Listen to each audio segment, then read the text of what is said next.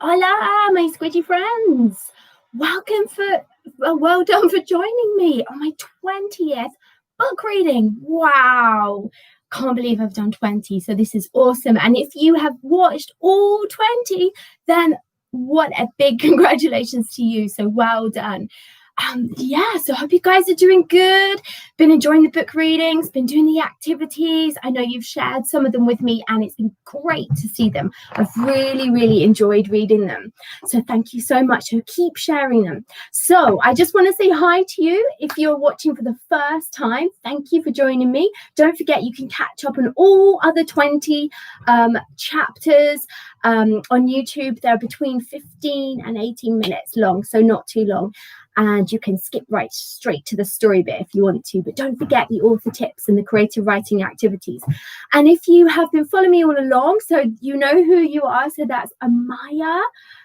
Got a special treat for Amaya today. She has just been fantastic sending in her work. And also two awesome Ernie fans who have been following my books from when I published the first one and the second one. I would call them my top Ernie fans. That is Ben and Amy in Spain. So I know you are watching this time. So hi guys, hope you're well.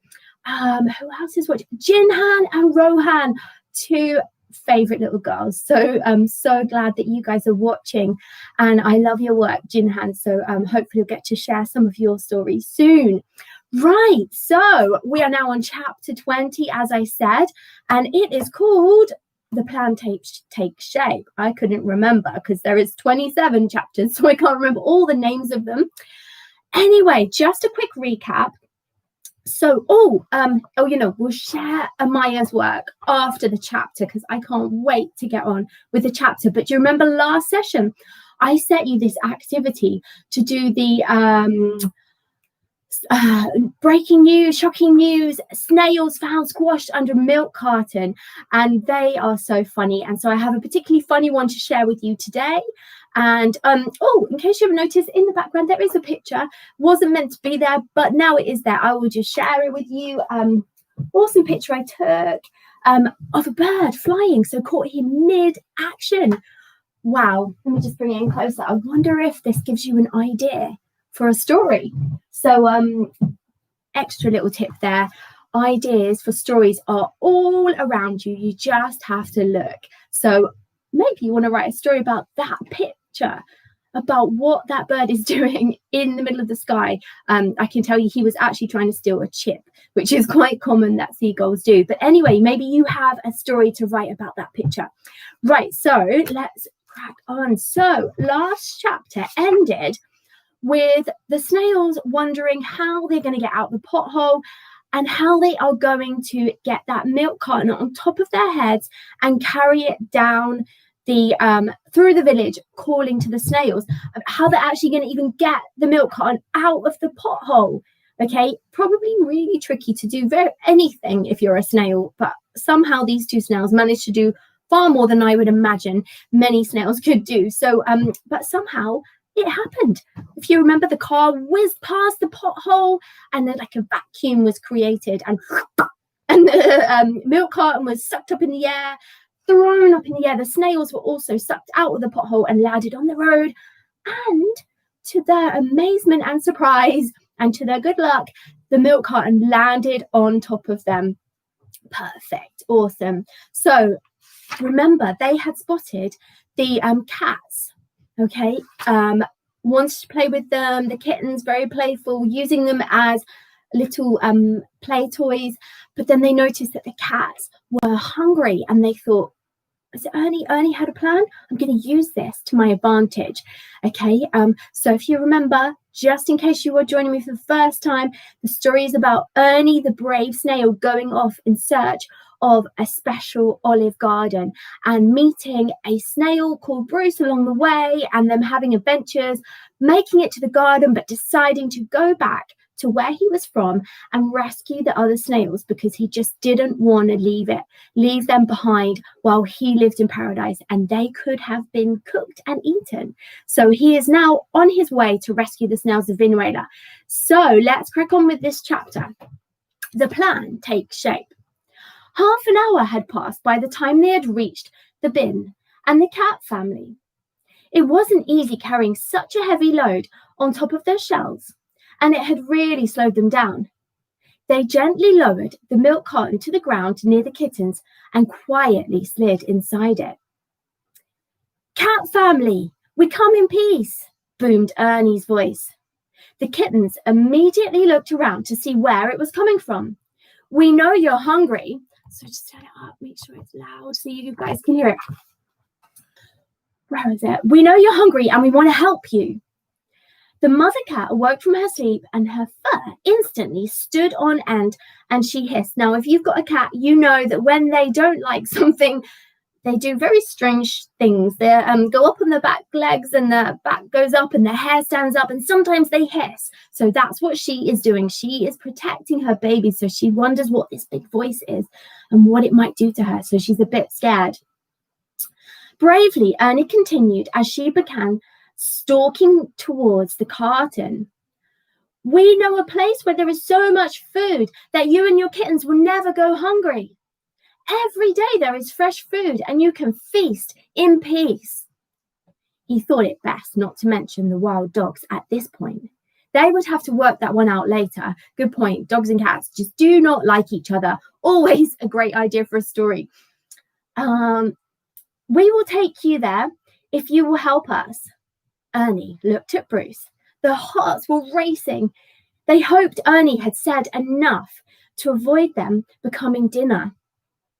By now, the kittens were prowling around the milk carton. One of them began to roll it on its side. "But first, you must tell your kittens to leave us alone. If you know what's good for you," Ernie called as he and Bruce trembled around inside the milk carton.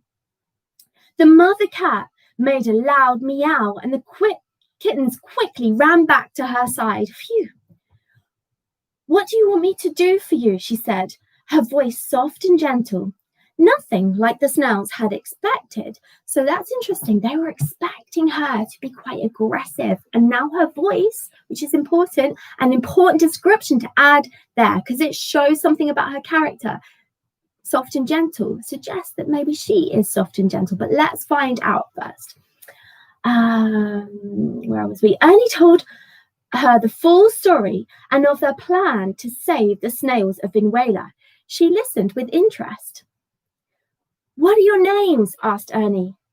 "I am Estella," said the mother, "and my kittens are Portia and Rose." Unusual, beautiful names. Okay, so let's just have a look at the pictures. Love the pictures. That's either Bruce or Ernie poking his head out of the milk carton. Estella was a clever cat who had learned to survive on her own since being cruelly abandoned by her owners. Poor thing, hey? However, she was not on her own anymore now. She now had 2 hungry mouths to feed. Something in her heart told her to trust the snail's curious offer. "We will help you. If what you are saying is true, and you can take us to this place with endless food, then we will do anything," she said. "But we need to move fast. People come every night looking for stray cats to take them away to a bad place." I wonder if you know where they might be taking them. Yeah, usually they take them to a cat's, the SPCA, hopefully, but they do not want to go because they love their life in the village. Ernie felt sympathy for the cats and was glad he could help them. "Great," he shouted. Then he and Bruce popped their heads out from the carton and introduced themselves. Ernie thought to himself just how beautiful they were. He wondered why cats had such a bad name in the snail world. It was siesta time, and everywhere was quiet as people slept in their houses. So Ben and Amy, who know this well, who live in Spain, but for those of you who don't, in Spain, many people, maybe not everybody, but they have an afternoon nap because it's so hot. And it's rather hot today, so maybe I will do exactly the same thing. Where was I? However, the village would soon be awake, and hundreds of people would be out and about in their cars. "There is no time to lose," purred Estella. "Soon it will not be safe for us." "Yes, you're right. And the snails won't hear our calls once the village comes alive with traffic," added Ernie. Bruce rolled his eyes. He was really enjoying this adventure. It was great fun. But secretly, he thought that Ernie's mission to save the snails was a bit too far-fetched. The part he liked, though, was riding the cats down the hill and going back to the olive garden. But Ernie was a very good friend, the best he had ever had, so he decided to stick by him. Estella briefed her 2 kittens on their mission and told them to behave. Then she carefully picked up Bruce and put him on Rose's back, and Ernie onto Portia's back. Ernie nestled himself into Portia's soft ginger fur.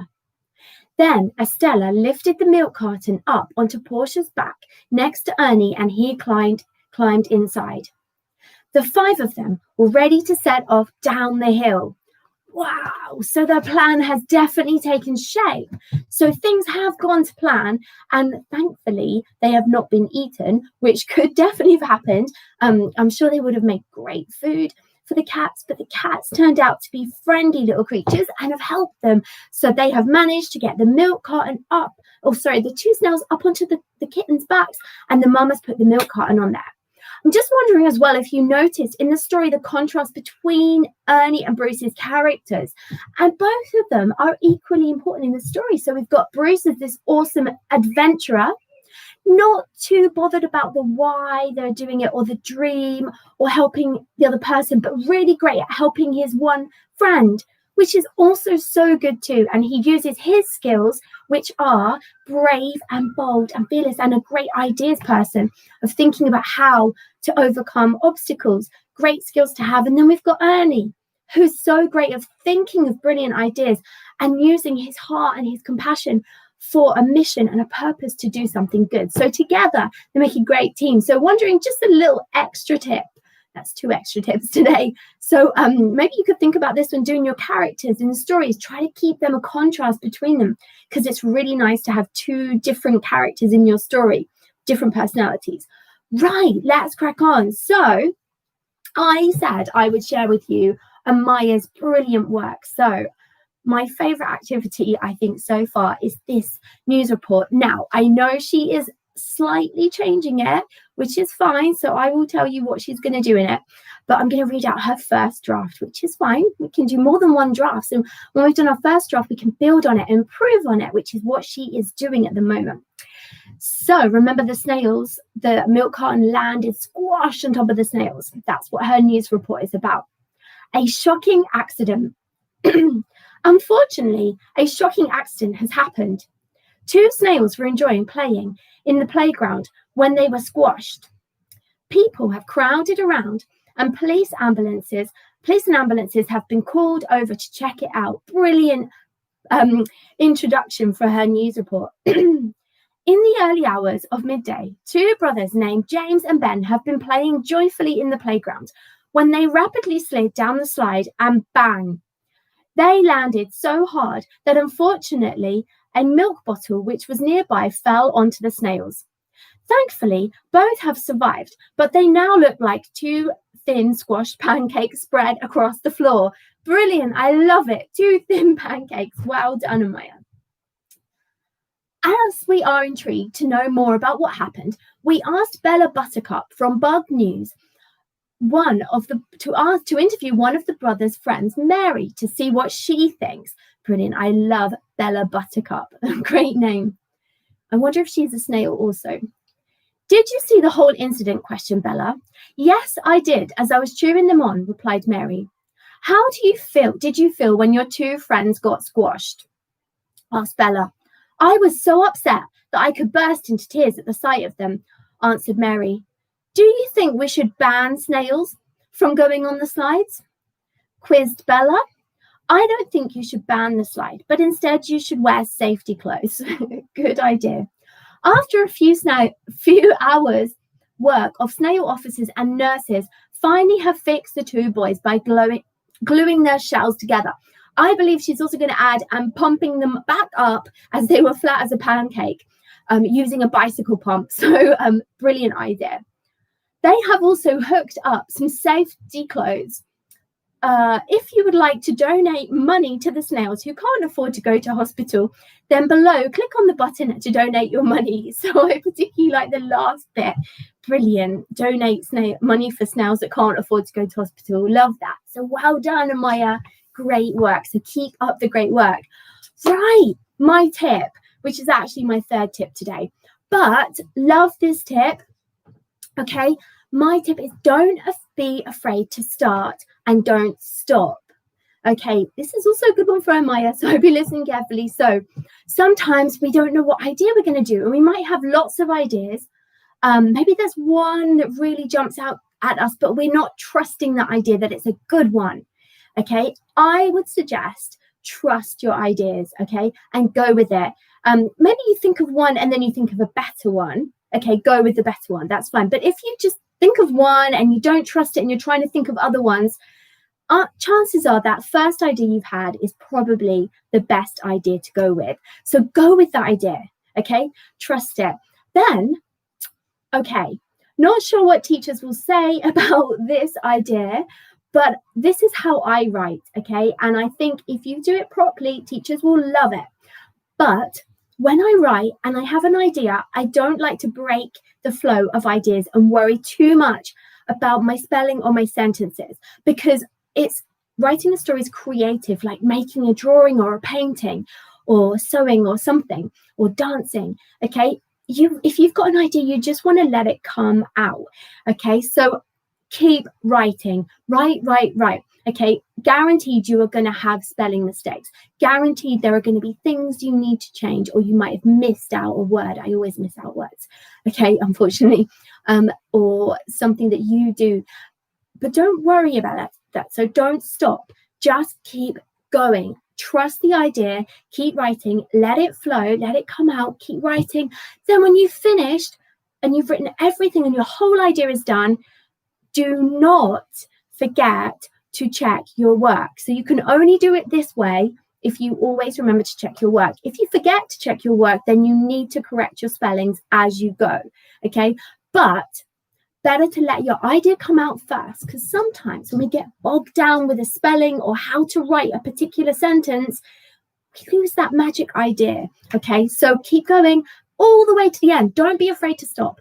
When you've finished, go back. So also make sure you write in pencil or on the computer that you can edit.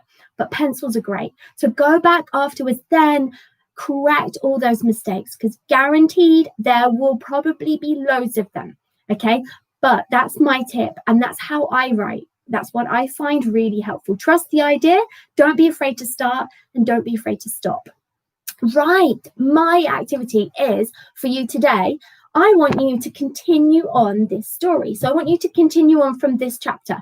Imagine you're writing the next chapter. It doesn't have to be as long, although my chapters are pretty short, but you could just write a page, you could just write a paragraph. But I want you to apply this, my tip, okay? Think about it for a few minutes, spend 5-10 minutes or that afternoon or something, thinking about what you're going to write, okay? Once you've got your idea, remember, don't worry too much. Is it the right idea? Is it not good enough? Just trust it and go for it, okay? And I want you then just to practice this, write all the way through for what happens next in the story. What is the next chapter about? And then afterwards, go back and check your work. And I bet you realize that you have written a brilliant piece. So that is my awesome tip and my awesome activity today. Don't forget to send them in. I would love to see them and share them. Don't forget to subscribe to my page so I can keep on doing what I'm doing and you can keep up to date with all the videos that are coming out, because we've still got a few more chapters to go. So take care. Have a great day in the sunshine. Adios.